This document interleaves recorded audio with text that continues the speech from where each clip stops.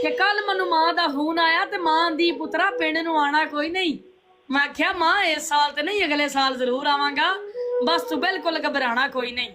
ते मां दी पुत्रा की फायदा इन्नियां चढ़ाइयां दा, कीतियां ढेर कमाइयां दा, जे तू मां दे कोल रहना ही नहीं, चढ़दा चढ़ तू बहना ही नहीं, वसा तू मां दा खांदा नहीं सै, मां तू दूर तू जांदा नहीं सै,